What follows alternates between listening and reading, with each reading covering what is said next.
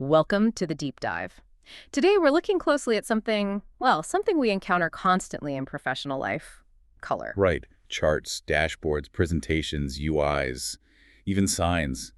It's everywhere. Exactly. And there's this underlying assumption, isn't there, that color speaks a universal language, that we all see red as red and get the same message. That assumption is definitely common. We use it instinctively.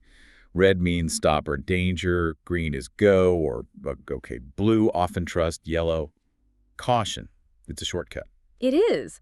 But the sources we looked at really challenge this. They ask, what happens when that shortcut, that instant meaning, just dissolves for someone? Uh-huh.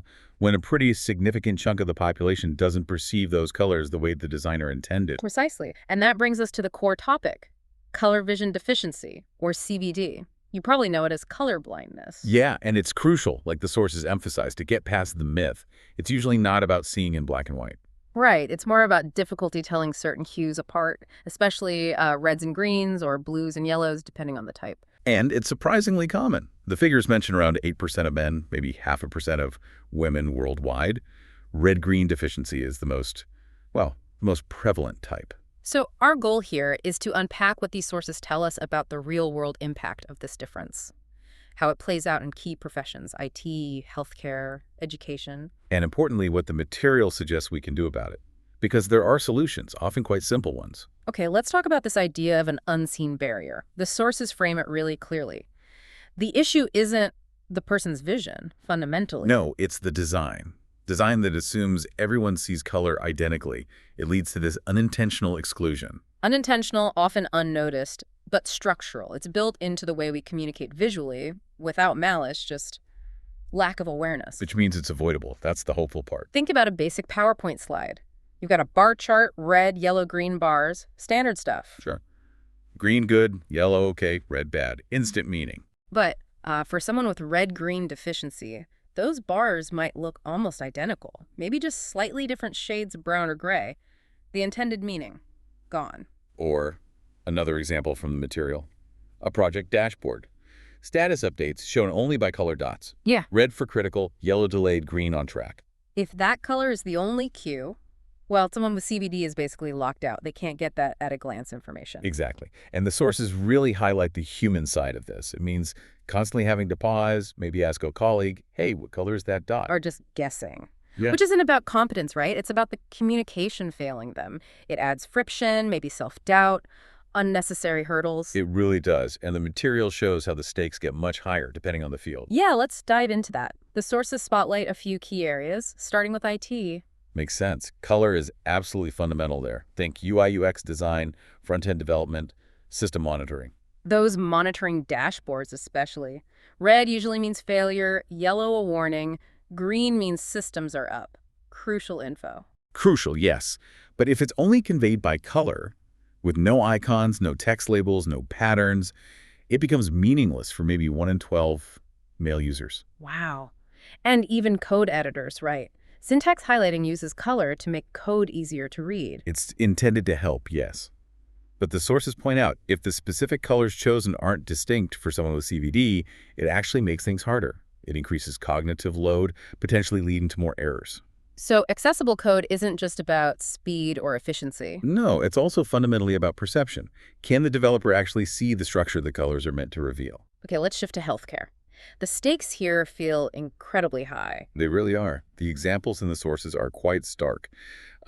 Color-coded lab results, labels on blood bags, those urgent alerts on monitors in the ER or ICU. Medical equipment often uses color warnings, red flashing lights, green baseline indicators, yellow markers on graphs. And these aren't just, suggestions. Yeah. They directly inform critical, sometimes life-saving decisions. So, if a doctor or nurse can't reliably distinguish a critical color change because the system assumes universal color vision, That system becomes inherently less safe, potentially dangerous even. the sources mention specific areas like radiology, surgery, intensive care. Yes, where color is often used as a kind of visual safety layer. But, and this is key, it needs redundancy to work for everyone. You need shape or sound or clear text alongside the color. It drives home the point that in medicine, accessibility isn't just a nice extra. Absolutely not. It's ethical. It's about patient safety, period. And then there's education. The sources suggest these barriers can start really early, often without anyone noticing. Yeah, imagine a simple classroom task. Highlight the nouns in red, the verbs in green. Seems straightforward. But not if red and green look almost the same to you. That simple task becomes impossible, frustrating. And think about textbooks. All those colorful maps, science diagrams, charts in math class, Yeah. if they rely only on a color key, Without using patterns or labels or different line styles. then some students are just left behind. They can't fully access the information everyone else gets easily. Even teachers creating their own digital materials, maybe using colored text or backgrounds without realizing the impact. Exactly. They're unknowingly putting up walls.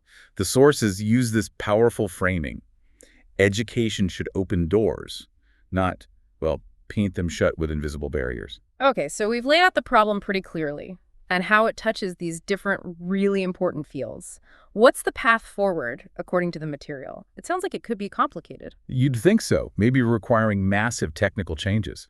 But the core solution highlighted across the sources is surprisingly simple, conceptually at least. Which is? Redundancy. It's the key principle. Yep. Basically, don't rely only on color to convey information. Use more than one cue. Exactly. Never put all your informational eggs in that one single-colored basket. Okay, let's make that concrete. So instead of just a colored bar on a chart. Add label directly on or next to the bar.